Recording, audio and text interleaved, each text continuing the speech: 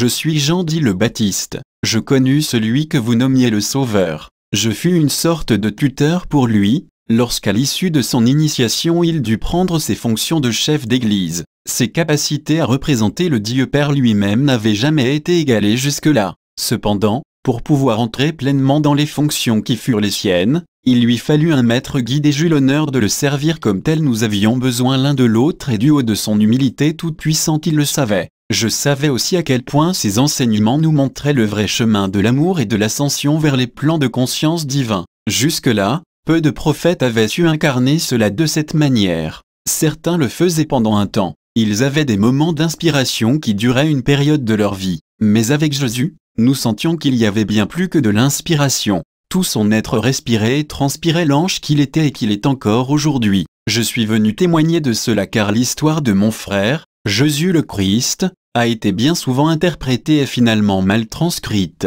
Il est temps de faire surgir un peu plus de lumière sur ce sujet. Il est temps que la vérité soit dite, afin que les générations qui lui succèdent désormais puissent prendre leurs fonctions elles aussi. Jésus était libre de tout dogme, de toute croyance. Seul son cœur le guidait. S'il avait des yeux pour voir et des oreilles pour entendre, sachez que le Sauveur utilisait avant tout son cœur pour ressentir. Il m'a appris à sentir avant de voir, sentir avant d'entendre, sentir et ressentir, telle était sa devise. Le cœur avant toute autre forme d'analyse. Le cœur, tout simplement. En cela Jésus mon frère était comme un enfant de cœur et d'esprit. Grâce à cela, aucune vérité ne lui était cachée, il pouvait répondre à tout questionnement, en ramenant ceux-ci dans son cœur. Son cœur lui livrait les réponses, il lui donnait la bonne direction, il ne cherchait pas à discuter celle-ci. Peu importe le contexte, la gravité de la situation, il laissait à son cœur le pouvoir de trancher. Il savait que Dieu était dans son cœur et il avait foi en cela.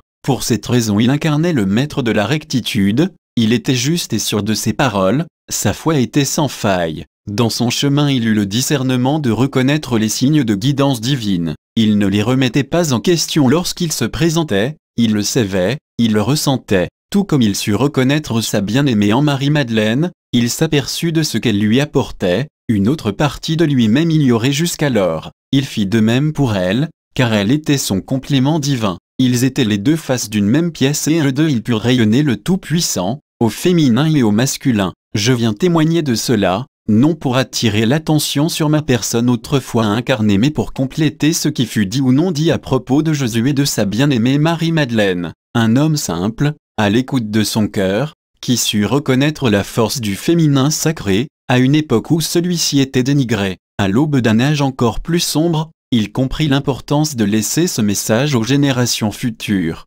Soyez vous-même, dans la simplicité du cœur. Que vous soyez homme ou femme, aimez-vous dans le corps qui vous a été donné d'incarner. Vous êtes des enfants de Dieu, l'homme et la femme sont à l'image de Dieu, de manière égale et complémentaire. Je suis, vous êtes, l'alpha et l'oméga, vous êtes le tout, trouvez le chemin de la réunification, en écoutant votre cœur. Ainsi soit-il mes chers frères et sœurs. Ainsi parlait Jésus le Christ, je suis Jean le Baptiste et je vous salue.